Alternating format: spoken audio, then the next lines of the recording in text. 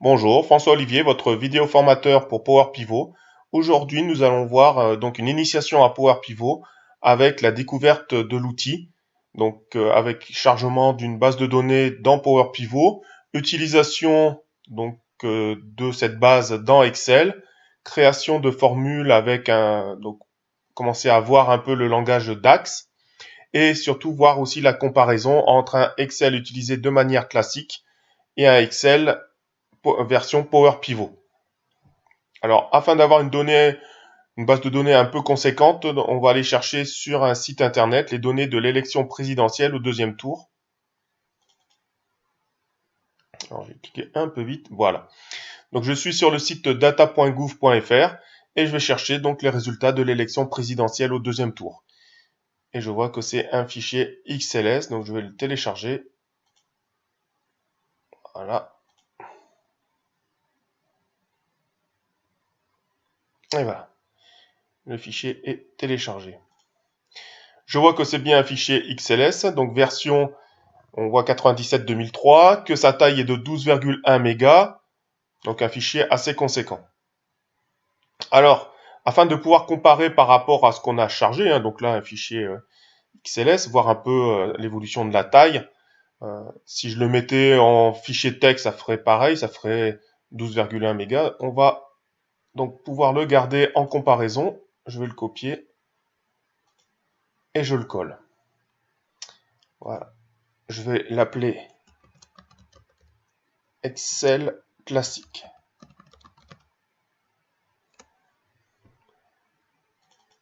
Je l'ouvre.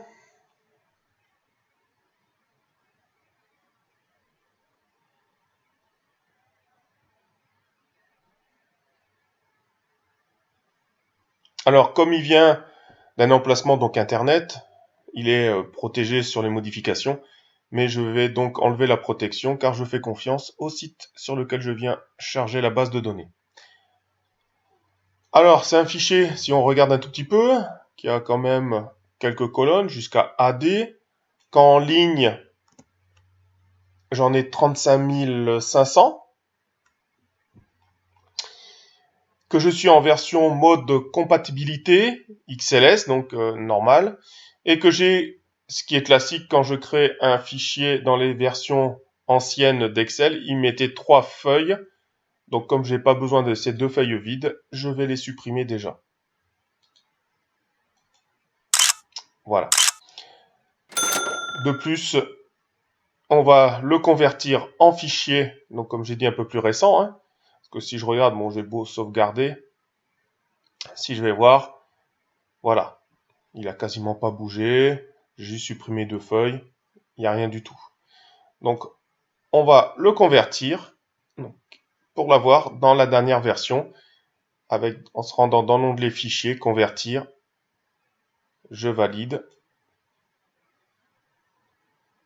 Il va le fermer et rouvrir, afin de prendre en compte les modifications. Voilà, alors pour être sûr, on sauvegarde.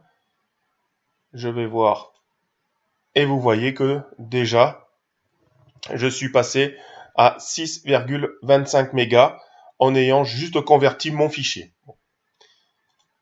Alors, nous allons créer un tableau croisé dynamique classique, basique, rien de très compliqué. Donc, si vous voulez avoir un peu plus d'informations sur les tableaux croisés dynamiques, n'hésitez pas à visualiser donc la vidéo formation concernant les tableaux croisés dynamiques. Voilà, je vais le mettre dans une nouvelle feuille. Alors oui, avant, ici, ce qu'on va faire, c'est qu'on va changer les noms afin de pouvoir concrètement reconnaître les voix de Monsieur Macron des voix de Marine Le Pen. Voilà. Du coup, je me rends dans mon tableau croisé dynamique et je vais commencer par actualiser pour prendre en compte les modifications.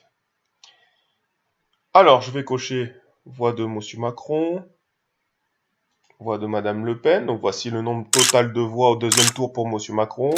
Pour Madame Le Pen, je vais rajouter quelques petites informations. Par exemple, le libellé du département afin de savoir, donc avoir un petit peu plus de détails au point de vue du département.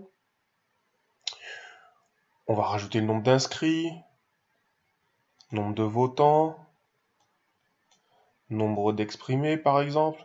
Alors on va, hop, voilà, et voilà. Puis je vais rajouter un code de commune par exemple, ici. Voilà, donc du coup, vous voyez, je peux très bien arriver, filtrer, prendre les 3 premiers départements, et puis, si je le souhaite, ne prendre que les 5 premiers codes de commune, donc les 5 premières communes. Voilà. On peut faire ce genre de choses sans problème. Bien sûr, je pourrais faire aussi des graphiques, je pourrais faire pas mal de choses. Donc je sauvegarde.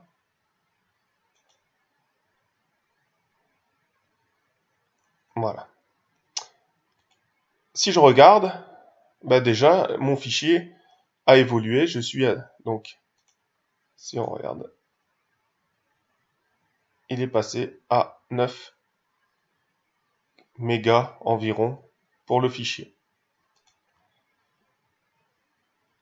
Alors, on va maintenant créer un nouveau fichier. Je vais donc mettre en place le complément Power Pivot. Pour cela, je vais me rendre dans Fichier, Options, dans les compléments.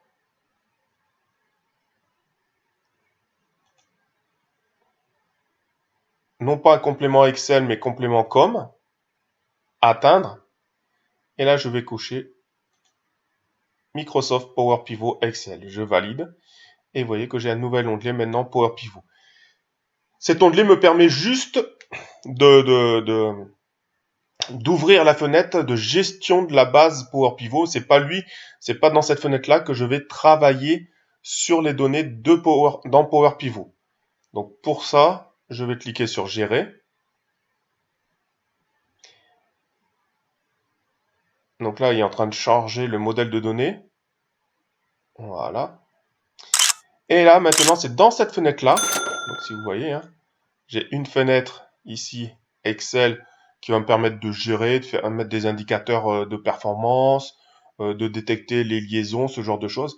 Mais j'ai une autre fenêtre qui a été ouverte quand j'ai cliqué sur Gérer, qui elle est Power Pivot pour Excel. Et c'est ici que je vais pouvoir charger mes données, que je vais pouvoir faire des tableaux, enfin, lancer le tableau croisé dynamique, mettre en forme, faire des tris, faire des calculs, des sommes automatiques. Voilà, tout ce genre de choses. Et aussi de faire des liaisons. Alors, déjà voir un peu quelle base de données sur lequel je peux importer dans Power Pivot. On voit que je peux avoir une liaison à partir de SQL Server, Access, Analysis, Service, une base de données OData et d'autres sources qui là sont beaucoup plus conséquentes. On voit, hein, puisque j'ai Microsoft SQL Server, Azure, Analytic Platform System, Access, Oracle, Teradata, IBM DB2. Je peux même créer une connexion si jamais donc j'ai ce que je peux faire avec une liaison ODBC. Voilà, un rapport, autre flux. Et à la fin, vous voyez, je peux même importer un document texte. Donc texte séparé par des points-virgules, ce genre de choses. Ou un fichier Excel. Dans notre cas, c'est un fichier Excel. Donc je fais suivant. Parcourir. Alors, mon fichier, je vais prendre non pas l'original, mais je vais prendre, voilà, celui que j'ai directement importé. Je fais ouvrir. Alors ici, c'est marqué utiliser la première ligne comme en tête de colonne. Ah, alors là, je dois aller modifier parce que si vous vous rappelez, ici, j'ai des données au-dessus. Vous voyez? Donc, ce qu'on va faire, c'est qu'on va ouvrir le fichier et on va supprimer ces lignes.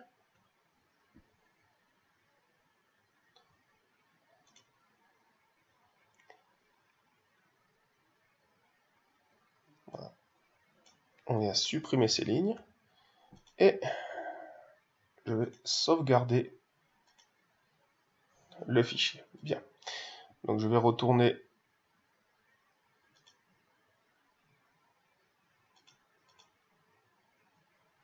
et je vais faire suivant.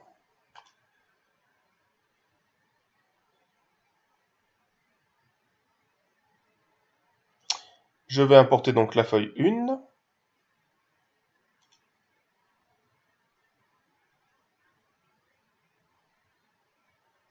Voilà, l'importation a été réussie. Et je fais fermer.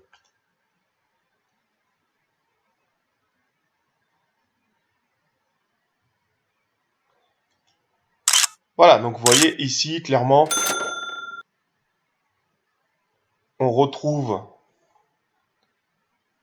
ici toutes mes données que j'avais dans ma feuille. Alors si je ferme, voilà, et que je fais une sauvegarde, fichier enregistré sous, et ici je vais marquer Excel Power Pivot. Si je vais voir, voilà. Et vous voyez déjà la différence en taille entre mon fichier ici de Power Pivot et mon fichier classique. Il est déjà 3 fois plus gros. Alors, on va retourner dans la feuille.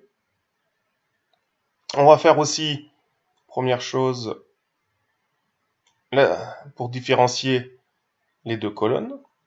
Donc ici, avec un clic droit sur la colonne, je peux la copier, insérer une colonne, supprimer, ou voir figer, masquer, largeur de colonne. Moi, je vais la renommer et je vais l'appeler voie Macron. Je vais agrandir un peu.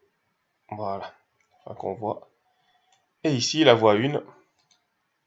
Pareil, un clic droit, renommer la colonne et je vais l'appeler voie Le Pen afin d'être cohérent avec mon autre fichier.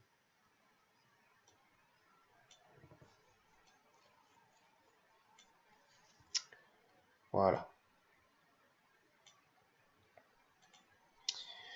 Alors, si je souhaite faire comme tout à l'heure, créer un tableau croisé dynamique, je vais cliquer dessus.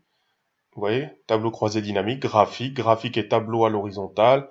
Donc j'ai pas mal de choses que je peux jouer. Nous, dans notre cas, on va prendre tableau croisé dynamique. Alors, il me demande une nouvelle feuille de calcul. Non, j'ai pas besoin, hein, puisque j'ai une feuille ici vide. Donc, je vais mettre dans une feuille existante. Et par contre, je vais lui indiquer que je le veux dans A1. Je valide. Et voilà. Alors déjà, première petite différence, vous voyez qu'ici, je n'ai pas tous les champs. J'ai juste la feuille 1 avec les champs. Donc, si j'avais importé plusieurs feuilles avec des données, ben, j'aurais feuille 1, feuille 2, feuille 3 avec les liaisons des différentes feuilles et les différents champs. Alors, je vais refaire comme tout à l'heure. Je vais recocher voie de Macron, voie de Le Pen. Je vais rajouter le libellé du département. Ensuite, j'avais marqué le nombre d'inscrits, nombre de votants, le nombre exprimé. Et j'avais ramené le code de la commune. Voilà. Et je vais remettre aussi dans l'ordre, comme tout à l'heure. D'abord les inscrits, puis les votants, puis les exprimés. Je sauvegarde. Voilà. Ici, je vais revoir. Voilà. Vous voyez donc la différence, hein, elle est quand même flagrante. Donc il faut imaginer si j'avais des tableaux, enfin des données pour faire des tableaux croisés dynamiques. Ici, je pourrais très bien utiliser à la place d'Excel un Excel avec le complément Power Pivot et travailler sur des données de plusieurs centaines de milliers de lignes, voire des millions de lignes. Bien, je retourne dans le classique. Si je souhaite, par exemple, faire voir un peu la différence, voir un peu ma différence entre, clairement, hein, ici, le nombre de voix de M. Macron et de Marine Le Pen, je vais marquer ici. Alors, une des solutions, ce serait de faire différence, par exemple, et de faire comme on a l'habitude, égal, et je vais cliquer sur la cellule qui contient 4001. Et vous voyez qu'automatiquement, comme je suis non pas sur un tableau classique, mais dans un tableau croisé dynamique, il va utiliser la fonction lire données et étapes croise dynamique. Donc avec somme de voix de Macron et le libellé du département est là. Voilà, donc vous voyez un peu. Et si j'arrive et ici je mets moins, les voix de Marine Le Pen, voilà, j'arrive bien à la différence. Par contre, c'est pas comme un tableau classique où j'ai l'habitude de faire donc glisser ou double-cliquer pour avoir mes résultats. Ici, ça reste figé. Donc ça, ce n'est pas la bonne solution. Solution dans notre cas, ça serait d'aller dans Analyse, Champ éléments et jeux, Champ calculé, et de rajouter un champ qui va s'appeler Différence, par exemple, et de dire tout simplement voix Macron moins voix Le Pen. Je fais OK. Et voilà. Et vous voyez qu'automatiquement, j'ai ici ma différence. Je retourne de l'autre côté. Alors, je fais pareil. Je vais sélectionner que 3 départements. Voilà. Je vais sélectionner aussi que 5 premières communes du département. Voilà. Donc si je fais pareil, hein, que j'écris ici, différence égale, et vous voyez que j'ai la même fonction avec lire données et étape croise dynamique, un peu plus longue car ici vous voyez qu'il va me chercher des données, mesures, ici, des informations que je n'ai pas, vu que je dirais c'est un tableau croisé dynamique un peu particulier qui vient de Power Pivot 1131. Et là, pareil, si jamais j'ai l'habitude, ça ne fonctionne pas. Donc, c'est pas la bonne solution. Alors, si je connais un peu mes tableaux croisés dynamiques, je me dis, je vais faire comme tout à l'heure. Je vais aller dans Analyse, Champ éléments et jeux, et Champ calculé, ça ne fonctionne pas. Donc, ce n'est pas ici que je vais pouvoir faire mon calcul. Pour cela, je dois me rendre dans ma fenêtre Power Pivot, ajouter une colonne. Donc ici, je vais l'appeler différence. Et je vais donc faire mon calcul égale voix de Macron moins voix de Marine Le Pen. Je valide. Voilà. Je retourne dans mon Excel Power Pivot. Et si je descends, j'ai ici un nouveau champ qui s'appelle différence. Et quand je clique, voilà. Je retrouve mes résultats. 1131 moins 276, 552. Si je retourne dans mon Excel classique, vous voyez, je suis bien dans Excel classique, je retrouve les mêmes choses. Donc ça, c'est ce qu'on appelle ici le langage DAX, utilisé donc ici pour faire une colonne calculée. Si vous voyez, j'ai aussi ici donc une séparation. Et ici, je peux aussi donc faire des calculs. Donc c'est ce qu'on appelle un champ calculé ou une mesure ici. Donc je peux jouer ici. Alors, je vais vous montrer, par exemple, si ici je souhaite avoir un petit calcul juste pour voir, alors pour bien voir hein, si mon calcul est juste, on va prendre un calcul qui existe déjà. Voilà, pourcentage de votants sur le nombre d'inscrits. Et ça, j'ai envie de le voir un peu en pourcentage. Donc ce que je vais faire, c'est que je vais retourner dans champ éléments et jeux, champ calculé. Je vais l'appeler pourcentage. Hein. On va le mettre juste comme ça. Et on va reprendre donc ce votant par nombre d'inscrits. Donc votant. Voilà. Divisé par le nombre d'inscrits. Je fais OK. Et ça, je le mets en pourcentage.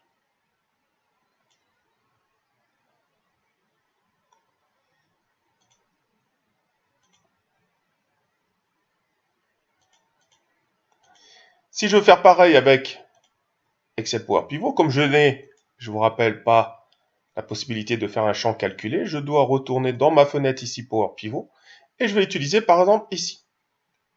Alors ici, je vais marquer pourcentage, 2 points, égal, et je vais faire donc,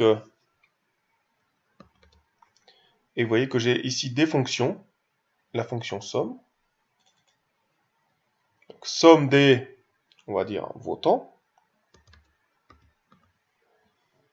voilà, des votants, je ferme la parenthèse, divisé par la somme des inscrits.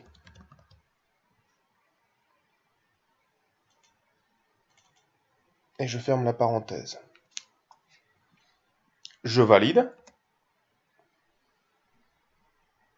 Voilà, il m'a trouvé le pourcentage et je vais le mettre en pourcentage. Maintenant, si je retourne dans mon Excel Power Pivot, on voit bien ici, Excel Power Pivot, si je descends, j'ai ici un nouveau calcul, fx, donc c'est ce qu'on appelle une mesure ou un champ calculé, pourcentage, et quand je clique, vous voyez qu'automatiquement, malgré que j'ai fait ici un calcul, donc on voit 74, 42, 81, 87, vous voyez, 76, 18 pour le total, on a bien le même résultat.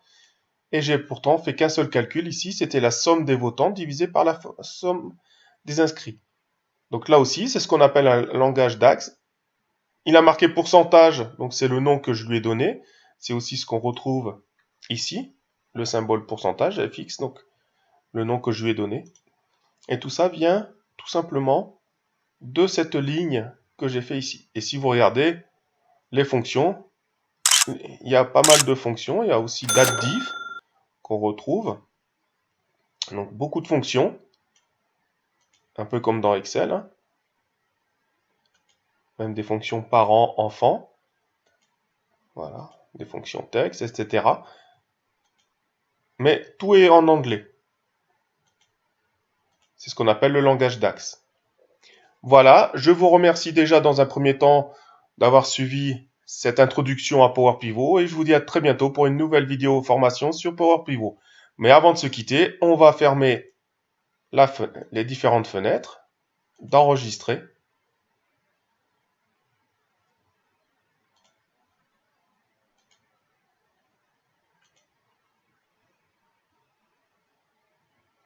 Et de regarder. Et vous voyez donc ici le fichier de base 12,1 mégas, le fichier Power Pivot 3,14 mégas, le fichier classique 9,03. Donc avec Power Pivot, l'avantage, c'est de pouvoir travailler sur un grand nombre de données et d'avoir des fichiers beaucoup plus petits, plus compacts, qui vont permettre aussi donc une exécution beaucoup plus rapide pour l'ordinateur et de moins devoir, je dirais, utiliser ses ressources et donc d'être dans ses limites de calcul. Je vous remercie, je vous dis à très bientôt pour une nouvelle vidéo formation.